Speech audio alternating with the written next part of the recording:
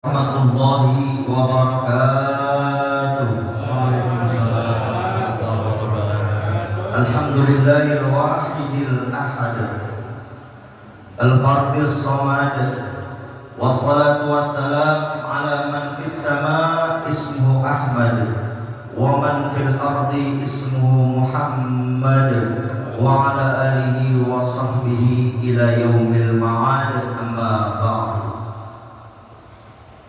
Alimil ulama, para jamaah Majlis Burdah Masjid Nurul Ihsan yang mudah-mudahan Allah senantiasa berikan keberkahan kepada kita. Wabil khusus akhina fillah fadilatul mukarram Al-Ustaz Muhammad Syarif SPDI selaku guru kita di sini. Mudah-mudahan senantiasa Allah berikan sehat, afiat, panjang umur dalam taat kepada Allah. Allah menangkan dalam segala perjuangan dakwahnya, dan Allah lindungi, Allah jaga terus hingga akhir hayatnya nanti.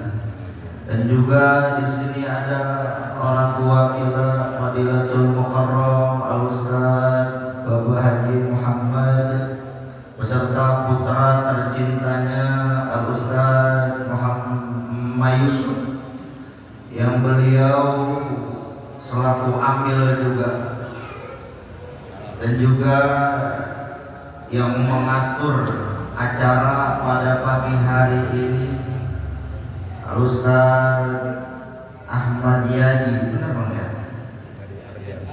Yadi Ardiansyah. Dan juga ada sahabat-sahabat kami di Majlis Muzaqarah Ihya Ulumuddin. Samping saya ada Bang Madun jauh dari Lobang Baya. Dari Lobang Baya. Terus ada juga Bang Ustaz Rahmat yang alhamdulillah dari mulai berjalannya Burdah sampai hari ini belum pernah ketinggalan di beliau. Dari Bintara yang memang dia punya janji 40 kali dia mau terus. Ini udah 24, dari kita mulai tanggal 20 Juli sampai tanggal 28 Desember sudah 24 kali kita melantunkan Burdah. Lama enggak? Berasa enggak? Kalau kata yang datang mah enggak kerasa ya. Udah 24 aja. Iya, lu gak datang-datang, jarang datangnya jadi gak rasain. Kalau yang rutin ngerasain berasa apa? Nikmatnya, berkahnya kita hadir di Majlis Burdah. Biar pada rajin ya di Burdah. Maka pada hari ini tinggal 8 menit. Iya, tinggal 8 menit. Jadi dibisikin sama Sesari dan lama-lama 10 menit. Udah 3 menit, tinggal 8 menit, mudah-mudahan cukup. Berkenaan kepada hari ini masuk di bulan Rajab. Tanggal berapa Rajab ini dah? Desember tanggal berapa?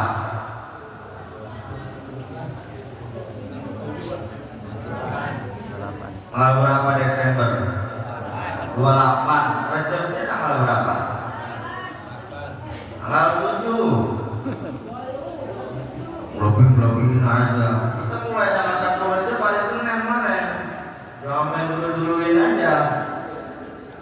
Ya, hari Senin kita baru mulai 1 Rajab, berarti hari Minggu ini 7 Rajab. Dan di bulan Rajab ini banyak pelajaran istimewa dan satu kejadian yang Allah abadikan di dalam Al-Quran, yang mana Allah sampaikan baginda Rasul sampai ke Sidratul Muntaha berjumpa dengan Allah, mendapatkan sebuah perintah. Perintah ini bukan perintah sembarangan. Apa perintahnya?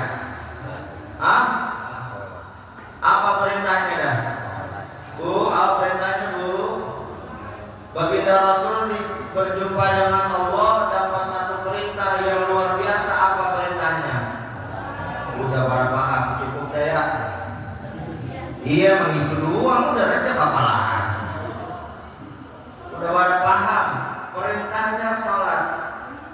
Subhanalladzi asra bi'abdihi lailan minal masjidil haram ilal masjidil aqsa. Ini bukan ruh jasadnya yang Allah sampaikan ke Sidratul Muntaha. Kalau akal gak nyambung, akal gak nyambung. Semalaman dari Mekah Madinah sampai Mekah sampai apa tuh? Dari Masjidil Haram ke Masjidil Aqsa itu berapa jauh perjalanan? Dari situ terus naik sampai ke Sidratul Muntaha, berjumpa dengan Allah semalaman. Enggak, akal nggak terima. Tapi kalau Allah mau bisa. Namun pada hari ini kita nggak bicara perjalanannya baginda Rasul, tapi ending dari pertemuannya baginda Rasul dengan Allah apa? Sholat. Maka sholat ini menjadi satu tujuan utama syariat yang pertama, yang paling utama sholat. Dan Allah abadikan juga perintahnya di dalam surat Toha. Wa'mur ahlaka bis-sholati wastabir 'alaiha la nas'aluka rizqa nahnu narzuquka wal 'aqibatu lit-taqwa. Oh, ini kalimat luar biasa, Pak. Kalau kita baca tafsirnya, bahkan tafsir Al-Qurtubi, kalimat yang pertama wa'mur ahlaka bis-shalah.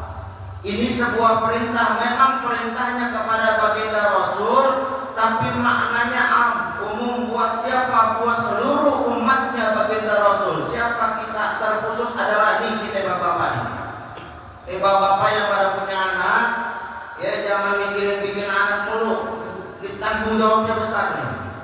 Saya rasa selesai kita bahas ini nggak pengen lagi udah punya anak. Wah? Kenapa? Wa'mur ahlaka bis-shalah, dan perintahkanlah keluargamu untuk ngerjain sholat. Siapa yang diperintahin? Itu keluarga kita, anak, bini, dan orang-orang yang ada di dalam tanggung jawab kita. Maka Imam Qurtubi menafsirkan ini fihi dalilun ala wujubi ta'limi ahli as-sholata wa ta'dibi. Ini ada dua pelajaran nih, zahir wa batin. Kita jadi orang tua jangan cuma merintahin doang. Kadang-kadang cuma merintahin doang, anak udah sholat tuh, udah sholat. Habis begitu udah kita tinggal aja. Padahal Imam Qurtubi menjelaskan bahwasanya perintah itu ada dua. Yang pertama taklim, yang kedua adab. Taklimnya ajarin tuh bagaimana dia sholat. Kedua disiplinnya dia sholat. Ibarat sebuah kendaraan, anak udah dibeli kendaraan, jangan dilepas. Amburadul, kudu diberesin. Zohirnya diberesin, batinnya diberesin. Zohirnya ilmunya bagaimana tata cara sholat. Sholat ini merupakan amal dan sebuah kendaraan. Kendaraan yang akan menyampaikan kita kepada Allah.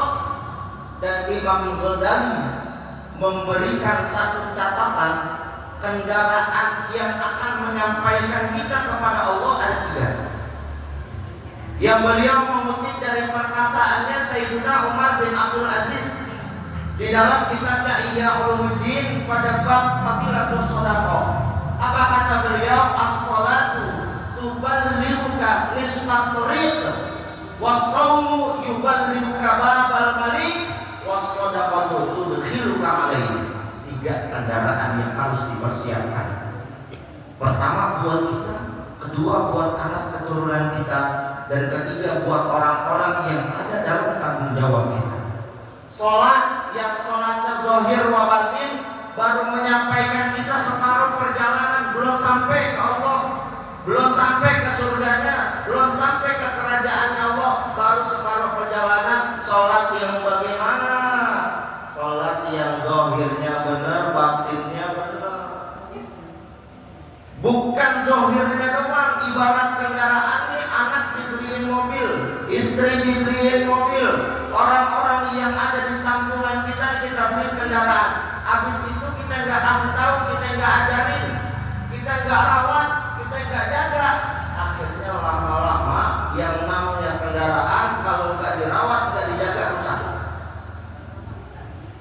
Luarnya doang dipoles, cakep, itu dipoles terus dipoles tuh, dicat, dipoles, cakep di luarnya.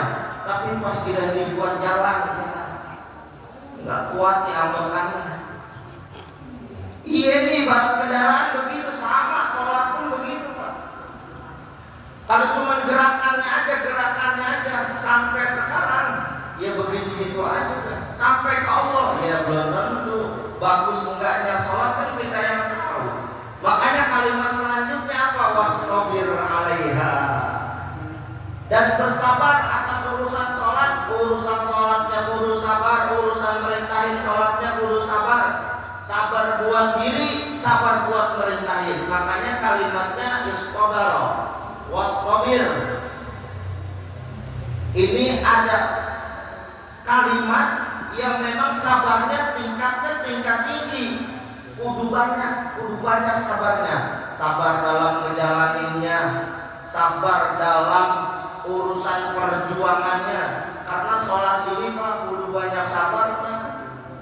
Mungkin kalau ada ayat Al-Quran, kalau ada surat yang lebih pendek dari Al-Kautsar, itu akan jadi gacuan kita. Iya, kita kan kalau sholat ya jujur aja Pak. Kita kalau sholat waladhdallin amin bismillahirrahmanirrahim inna a'tainakal kautsar. Kalau enggak kurkul gacuan kita. Ya kalau lagi jadi imam pas cakep bagus. Tapi kalau lagi sendirian, ada nggak di sini kira-kira yang sendirian suratnya Al-Buruj, rakaat pertama, rakaat kedua, At-Tariq? Nggak ada. Hah? Nggak ada. Lagi sendiri? Nggak. Namain aja. Iya pokoknya itu dari bacaan kita. Inna Al-Kautsar, Al-Kafirun, Al-Ikhlas, Al-Falaq, An-Nas. Ya emang itu doang bacaan kita. Tapi sholat ini bagaimana enjoynya kita Pak? Bagaimana enaknya kita? Kalau kita enaknya sholat cepat ya silakan. Kalau kita enaknya sholatnya lama ya silakan. Yang penting dia masih bisa mengkondisikan hatinya dalam urusan sholat. Perbaiki zahirnya dan perbaiki batinnya. Kendaraannya luarnya dipoles, mesinnya dijagain juga. Jangan cuma dipoles doang, mesinnya dibiarin begitu aja. Ini perkara tanggung siapa? Tanggung jawab orang tua. Siapa orang tuanya? Terus adalah laki-laki sebagai suami. Tuh kalau anak nggak sholat, tuh kalau istri nggak sholat, tuh kalau orang-orang yang ada dalam tanggungan kita nggak sholat, apa sholatnya nggak beres, kita yang tanggung jawab.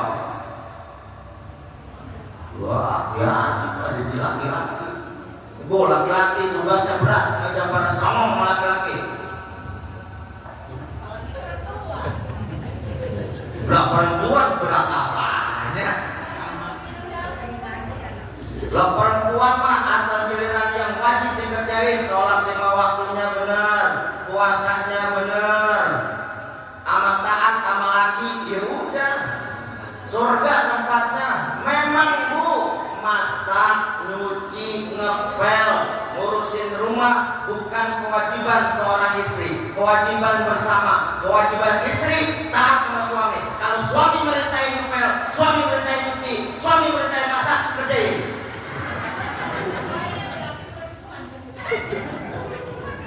Ya udah.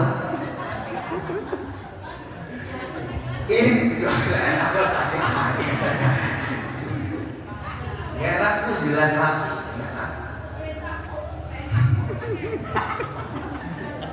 Omelin bu.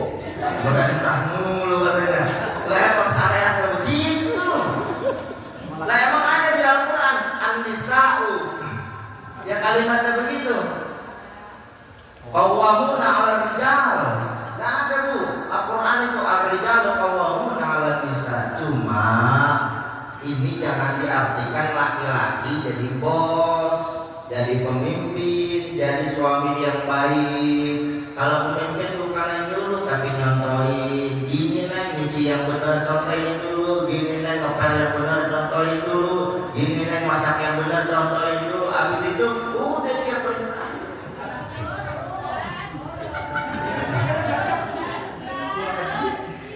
Lah kan begitu, saya malah lagi ngajarin aja ini. Ya, emang begitu adanya. Ini balik lagi dah. Kasih itu mah, biar kita jomelin dulu. Dengerin. Protes dulu. Dengerin ya. Ini sekarang ibu diem dah. Ini saya lagi ngomelin bapak-bapak nih. Iya ngomelin bapak-bapak. Kalah dia. Ya Allah, kita baca Wildan biar bini itu taat ke kita baca 100 jadi baca 200. Iya kan? Udah gak ada menangnya Pak. Udah jangan lawan bini. Justru syarat menjadi wali yang paling mudah sekarang di dunia itu bini cerahkan. Lah emang mau jadi wali lewat sholat. Mau jadi wali kita lewat sholat nih. Jadi kekasihnya Allah, jadi cintanya Allah lewat sholat. Ya sholat kita bagus enggaknya kita tahu Pak. Mungkin yang dulu bolong belum kita ganti. Puasa kita puasa. Kendaraan pertama kan sholat tuh. Kendaraan kedua sholat. Yubal dibuka babal malik yang akan menyampaikanmu ke tempat ke depan pintu kerajaan Allah surga. Sholat puasa ya puasa kita tahu Pak sebagus-bagusnya. Jangan-jangan dulu kita masuk lagi waktu jahiliyah masuk jadi orang yang masuk dalam golongan setan belum puasa kan kelihatan. Entah kalau itu dipotong dia jadi banyak netizennya yang marah.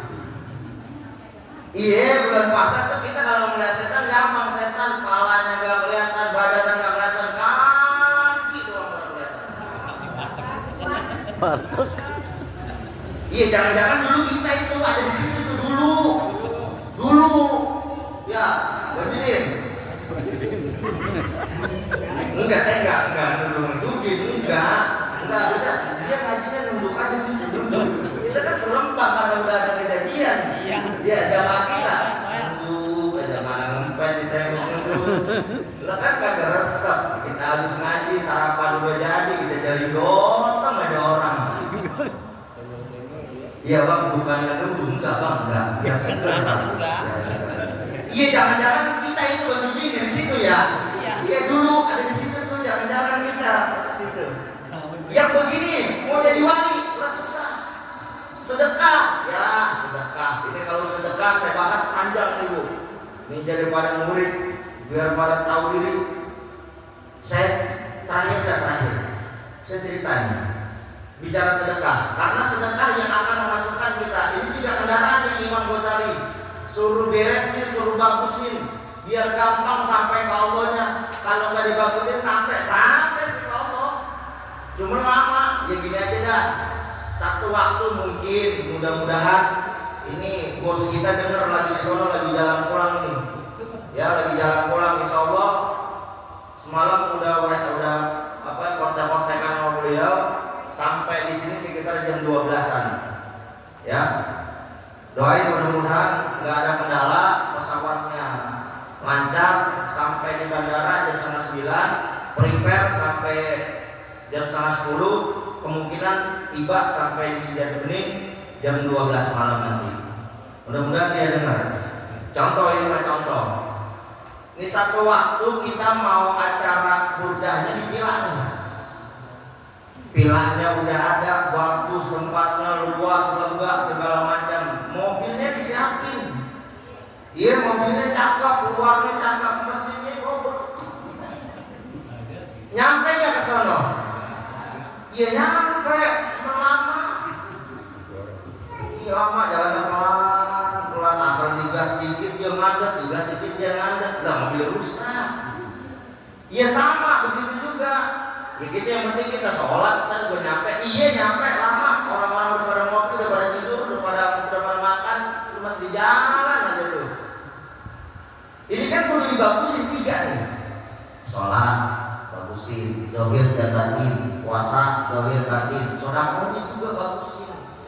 Terakhir sebagai penutup, saya punya cerita, saya punya kawan satu perjalanan dengan saya tidak sebut namanya, nggak boleh, ya nggak boleh kayak tadi tuh ngomongnya itu siapa, boleh tuh nggak boleh, tukang mancing sebutin kayak Bang Dina begitu katanya, boleh jangan, nggak boleh jangan, nggak contoh, nggak boleh tuh, nggak boleh begitu, nah. Contoh ini contoh kan disebutin dari gitu. Enggak, saya mah enggak nyebutin nama. Ada teman saya, guru, muridnya banyak, ngajar. Namanya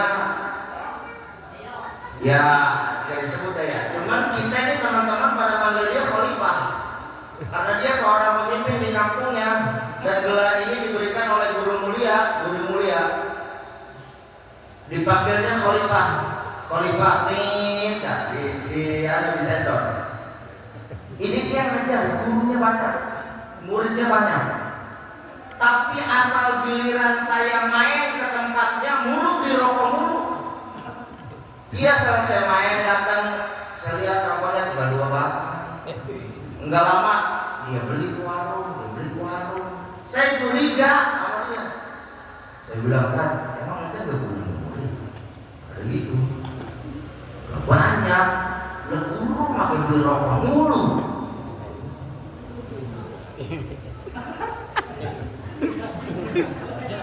Kenapa tahu dah? Hah? Enggak, saya malah ceritain teman saya begitu, muridnya banyak. Ya Allah. Ini kadang-kadang kalau murid sekarang kan begitu, pintar banget. Wah, karena murid sekarang pintarnya udah kelewatan. Asal kira kata sama guru, dia nyari berkahnya sama guru, cakep banget. Datang terang sama gurunya deh. Guru nyari berkahnya sebatang.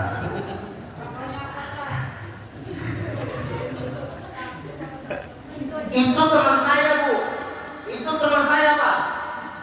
Nggak ada di sini orangnya. Nggak ada di sini orangnya. Jangan sampai itu terjadi. Berarti apa? Berarti ini kan sedekah nggak nyampe ke murid-muridnya. Karena kalau misalnya jadi murid harus 3 nih. Nih jadi santri juga nih. Ini kudu dipegang nih 3 nih. Kalau pengen ilmu manfaat, hidup berkah dunia akhirat, kudu 3 dipegangin. Al ilmu bil ta'allum wal barakah bil hikmah wal manfaat bil taqwa. Yang pertama ilmu didapat dengan belajar. Yang kedua berkah didapat dengan hikmat. Dan hikmat itu salah satunya layani guru, perhatiin guru, lihat apa kekurangan guru. Orang itu betul. Ya kalau guru kan kalau yang ngajar bahas begini tadi kata, dulu mulu minta, mulu duit. Mulai sekarang begitu. Makanya mumpung kita nggak jadi guru di sini, wah ngambat sekalian. Sama males diantar. Ini yang harus dijalani sama seorang murid. Yang pertama belajar datang ke tempat guru. Biar dapat ilmunya, terus biar manfaat, khidmat sama guru, layanin guru, ngelayanin guru, semuanya perhatiin guru, dan berusaha minta sama Allah agar ditutup aibnya guru. Karena guru kita bukan malaikat, guru kita manusia, punya salah, punya dosa, punya aib. Kalau kita tahu sedikit aibnya, maka kecintaan kita akan berkurang, pasti. Terus yang terakhir, kalau pengen ilmu manfaat, takwanya. Jalanin apa yang kita udah pelajarin, tingkatin ketakwaan kita kepada Allah, maka kita akan berkah di dunia dan akhirat. Lanjutkan ayatnya. Wastabir 'alaiha la nas'aluka rizqa, kata Imam Qurtubi. Allah enggak minta rezeki sama kita, Allah enggak minta kita ngurusin rezeki kita. Justru apa? Nahnu narzuquka wal 'aqibatu littaqwa. Justru Allah yang nanti akan berikan rezeki kepada kita. Dari mana rezeki, dari mana yang tidak dia sangka-sangka. Dan ditafsirkan oleh Ibnu Katsir, idza aqamtas sholata ataka rizqu min haitsu la tahtasib. Bila mana engkau mengerjakan sholat, maka telah datang rezeki dari mana yang tidak kita sangka-sangka. Mudah-mudahan Allah jadikan kita hamba-hamba yang terus memperbaiki nilai-nilai ibadah kita, baik sholat kita, puasa kita, zakat kita, dan ibadah-ibadah yang lainnya, dan kita menjadi hamba-hamba yang bertakwa. Dan hamba yang bertakwa tidak ada hadiah yang teramat istimewa yang Allah siapkan. Wa jannatin 'arduhas samawati wal ardu uiddat lil muttaqin. Surga yang luasnya seluas langit dan bumi untuk siapa? Uiddat lil muttaqin, untuk mereka orang-orang yang bertakwa. Mudah-mudahan Pak kita semuanya, Ibu semuanya, ahli keluarga kita semuanya, Allah masukkan ke dalam surganya bighairi hisab. Amin ya rabbal. Kurang lebihnya mohon maaf. Wassalamualaikum warahmatullahi wabarakatuh.